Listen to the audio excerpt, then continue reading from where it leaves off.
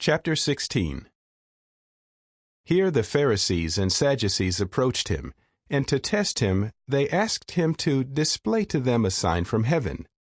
In reply he said to them, "When evening falls, you say, 'It will be fair weather, for the sky is fire red.' And in the morning, 'It will be wintry, rainy weather today, for the sky is fire red, but gloomy.' You know how to interpret the appearance of the sky, but the signs of the times you cannot interpret. A wicked and adulterous generation keeps seeking a sign, but no sign will be given it, except the sign of Jonah." With that he went away, leaving them behind. Now the disciples crossed to the other side, and forgot to take bread along.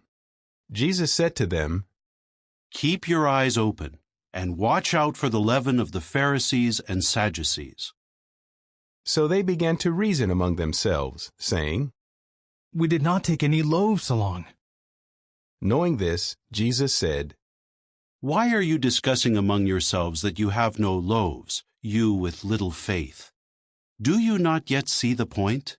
Or do you not remember the 5 loaves in the case of the 5,000, and how many baskets you took up? Or the 7 loaves in the case of the 4,000, and how many large baskets you took up? How is it you do not discern that I did not speak to you about bread? But watch out for the leaven of the Pharisees and Sadducees." Then they grasped that he said to watch out, not for the leaven of bread, but for the teaching of the Pharisees and Sadducees. When he had come into the region of Caesarea Philippi, Jesus asked his disciples, "Who are men saying the Son of Man is?" They said, "Some say John the Baptist, others Elijah, and still others Jeremiah or one of the prophets." He said to them, "You, though, who do you say I am?" Simon Peter answered, "You are the Christ, the Son of the living God." In response, Jesus said to him, "Happy you are, Simon, son of Jonah, because flesh and blood did not reveal it to you, but my Father in the heavens did. Also, I say to you, you are Peter, and on this rock I will build my congregation, and the gates of the grave will not overpower it. I will give you the keys of the kingdom of the heavens, and whatever you may bind on earth will already be bound in the heavens, and whatever you may loosen on earth will already be loosened in the heavens." Then he sternly instructed the disciples not to tell anybody that he was the Christ.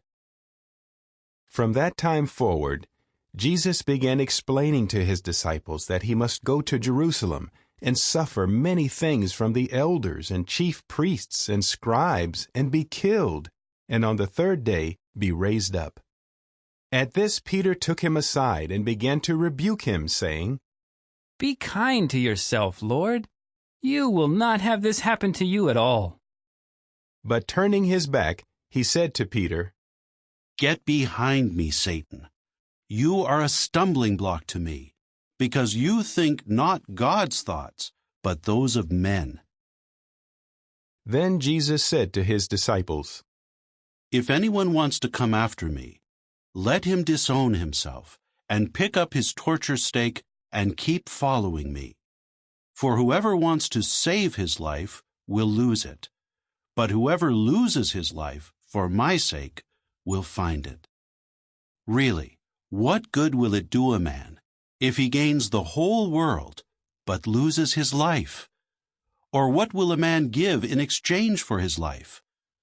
For the Son of Man is to come in the glory of his Father with his angels, and then he will repay each one according to his behavior. Truly I say to you that there are some of those standing here who will not taste death at all until first they see the Son of Man coming in his kingdom."